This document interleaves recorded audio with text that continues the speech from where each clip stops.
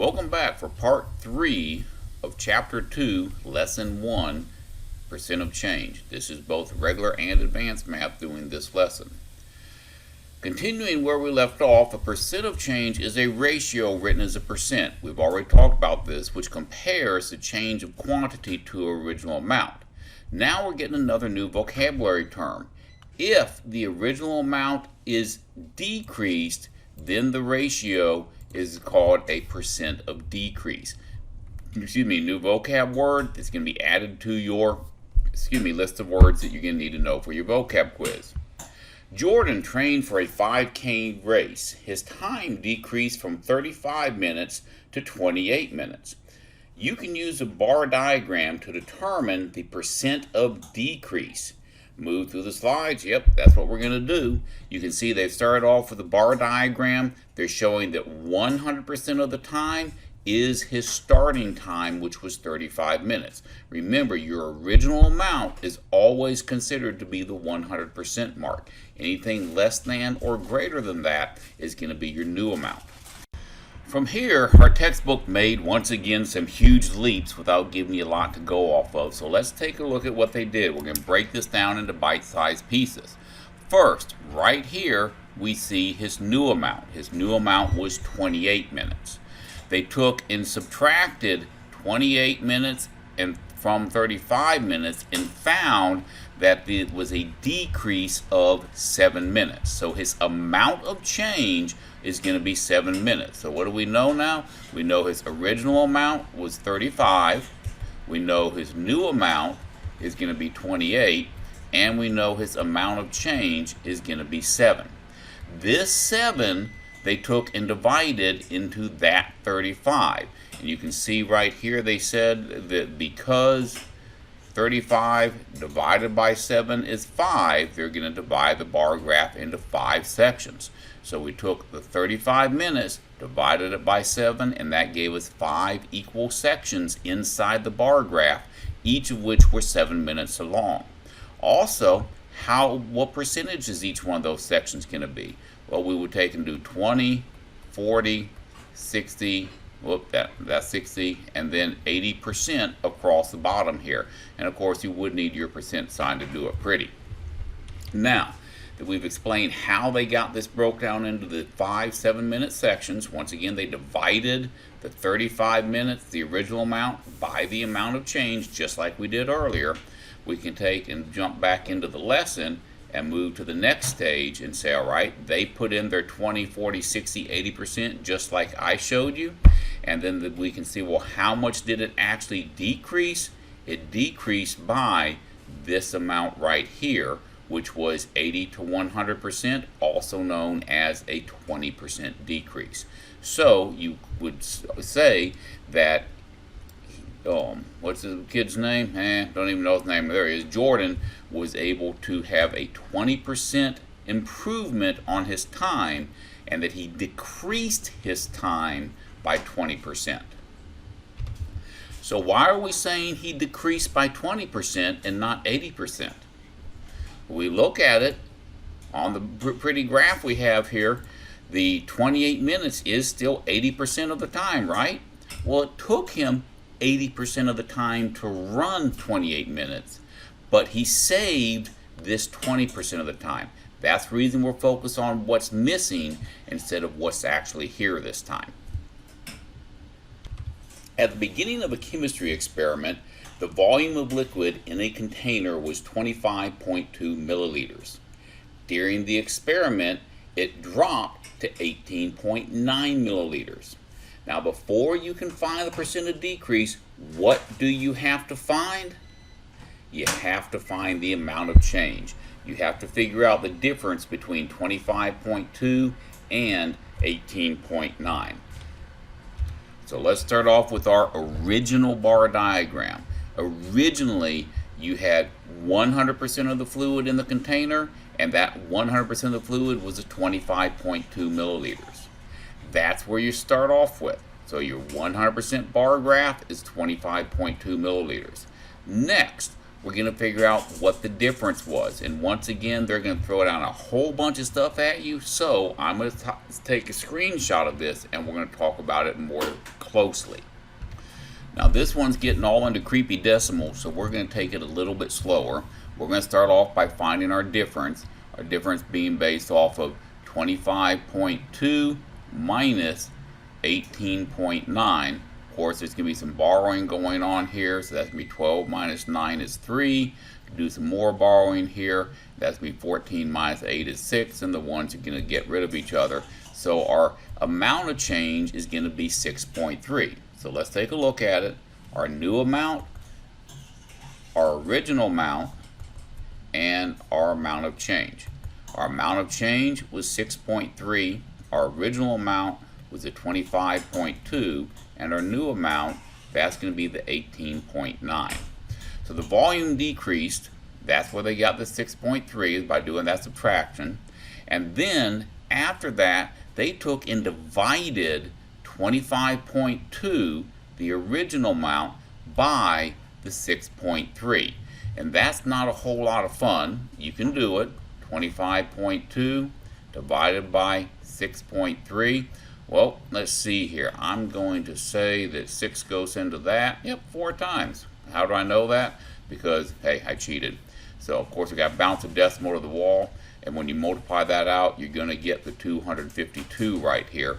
And so you know you're going to break this into 4 individual pieces. That's how they got the 4 pieces in the bar diagram, because the 225.2 divided by 6.3 is 4. That's where the 4 equal sized pieces come from. Now let's go back to our actual lesson and look at the last slide. From there, they broke down their pieces: 25%, 50%, 100%. Each one of those quarter sections of it was 6.3. So how much did it decrease? It decreased by 25%. 6.3 was 25%. It went from 75 to 100%. So the percent of decrease is going to be 25%. There are more than one way to do these, though. You could also use equivalent ratios to do them. Let's take a look at that. First thing they did is acknowledge what I wrote down earlier: the original amount, the new amount, and the amount of change. From there, they're going to take and look at their, or find the percent of decrease. To find the percent of decrease, they set up a part-to-whole ratio, just like we've done before.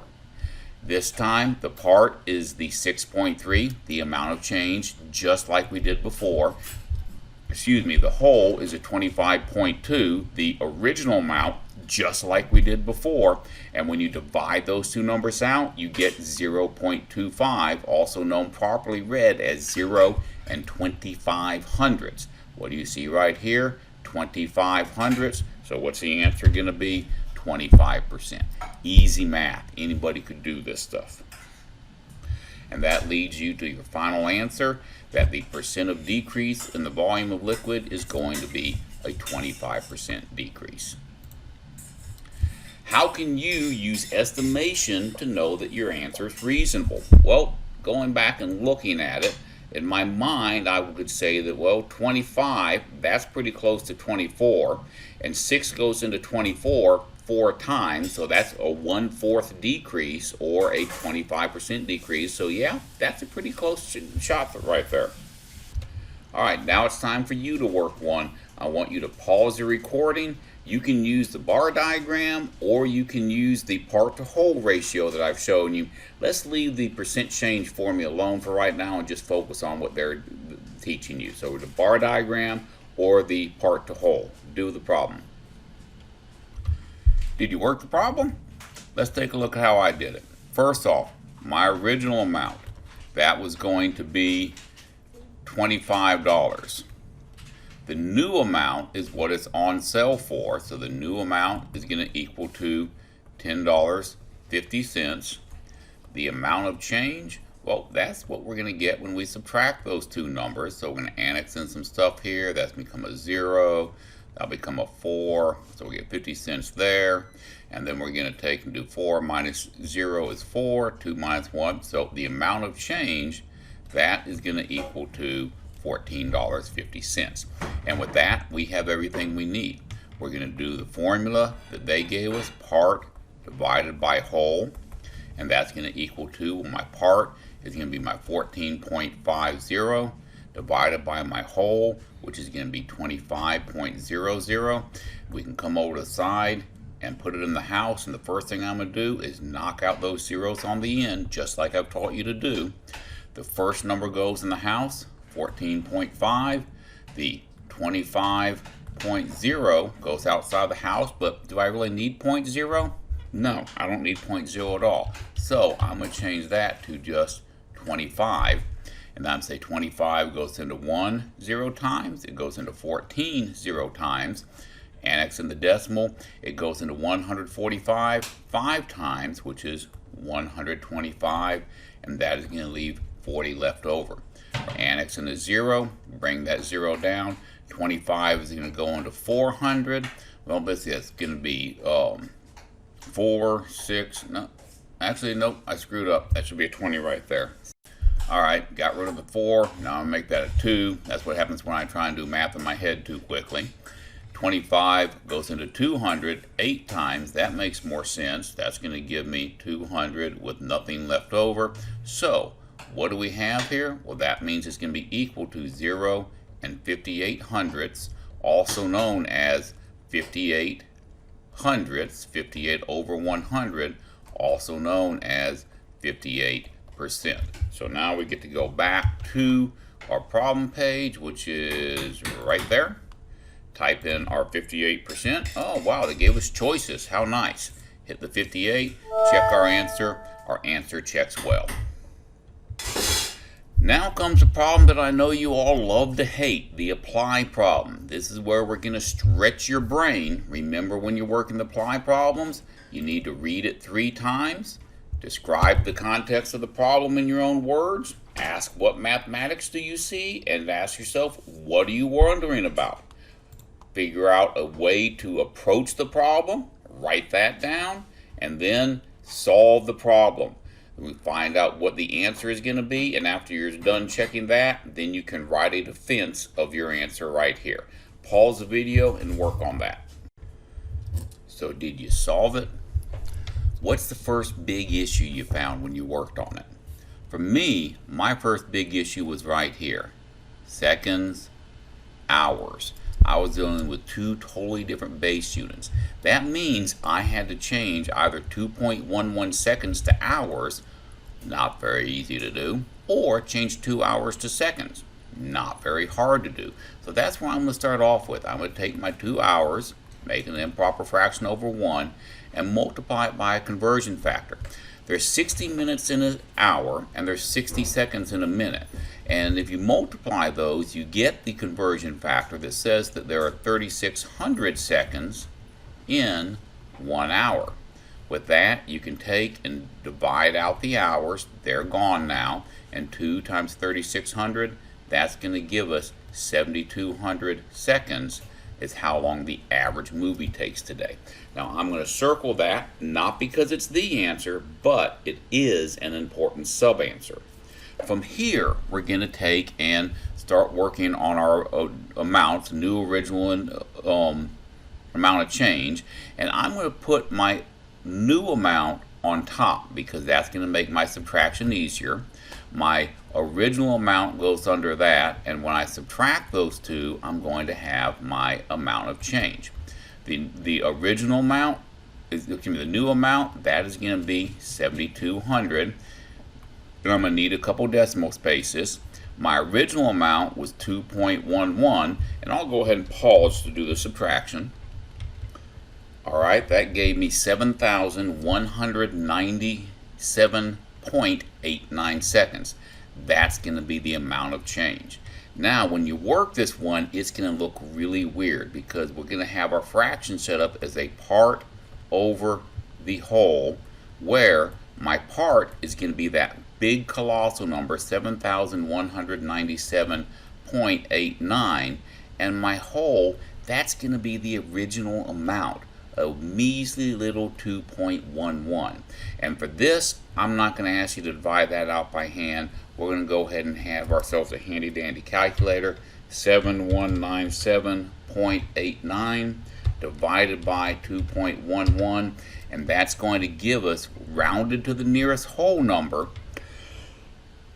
excuse me, 3411, but wait a minute, 0.32, so that's 3,411 and 32 hundredths, also known as 341132 over 100. The decimal moves, so now I've got 341,132, and of course that would equal to 341,132% increase, and that is a big honking percent increase. We're going to go back to our original problem, which is, if I can get my mouse to work, right there, and let's check it. Come down to our answer. It was, what did we say? 341,132. Is that right? Yep. And check the answer, and we got it right. That's a serious percent increase. That's all we're going to do for this lesson. Y'all be sure to give me good, high quality supporting work just like I've been giving you. I've showed you where I've had to make any unit conversions. I've showed you over here where I've calculated the new amount, the original amount, and the amount of change. And I've got my formula part to whole and did all the math there. That is showing your work. That is what I must see. If I see anything else, you will have done it just for, what's the answer? That's right, just for fun. See you tomorrow.